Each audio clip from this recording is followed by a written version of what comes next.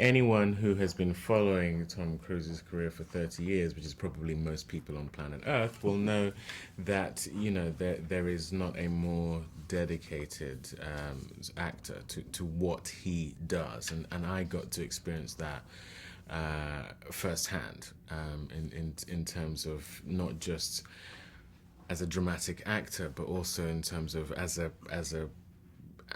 with the action and as a producer. The thing about him is that he has a very total experience when it comes to making movies, and he has a very total desire to make it work, whatever he can do, whether it's pulling 36-hour stints of shooting, or doing all his own stunts, or being in a rehearsal with myself and Rosamund in order to really get the scene right before we hit the set. Or whether it's just paying for a coffee bar for the entire crew so that we'd all be fueled on kind of high quality coffee for the entire shoot, all as a courtesy, as a present from Tom Cruise. I mean, he's a very, very nice co-star and producer. Reacher is a wonderful test for Helen Rodin. I mean, the way Chris McQuarrie's written it, you've got this kind of old school dynamic between a man and a woman. It's like something from a Howard Hawks movie. It's back and forth, it's frustration, it's attraction, it's they're puzzled by one another, they're annoyed by one another, they find one another kind of desirable. I mean, it's got everything in it. But for me, the interesting thing is Helen is a competent lawyer.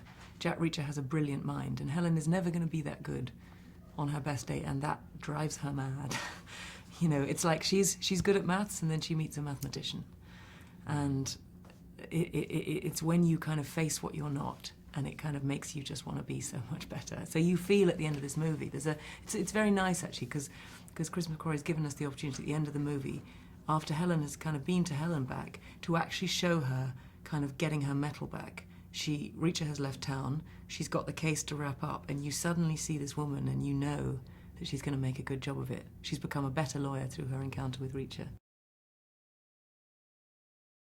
I think there are a lot of preconceptions that are going to be surprised, that are going to. I think that's right, because it's an intelligent thriller. It's more cerebral. The action in it isn't sort of what you get these days, which is very cutty. So you can't really tell what you're looking at, but it's sort of meant to be exciting, but it's a bit of a mush. This is more traditional filmmaking in the sense that, with the car chase, we are in those cars driving them. When Tom or Jai are fighting, they are doing those fights, and it's not fast cuts. You are right there with it, and you believe it. You can even play a fight in a wide shot. The camera can kind of hang back in this cool, nonchalant way, because you've got the actor fighting the other actors or the stunt guy, and it's all been so beautifully choreographed. You can kind of watch and observe it and just see, my gosh. You watch this film with an audience, and this kind of sense of danger, the sense of anticipation, the sense of suspense is constantly kind of you're released from it by this wonderful humour that goes all the way through the film. And that's Christopher McQuarrie. You see, he's got this delicious, subversive sense of humour. And because he's directing his own material, there's not one gag that goes astray, there's not one gag that's lost. It all kind of hits home.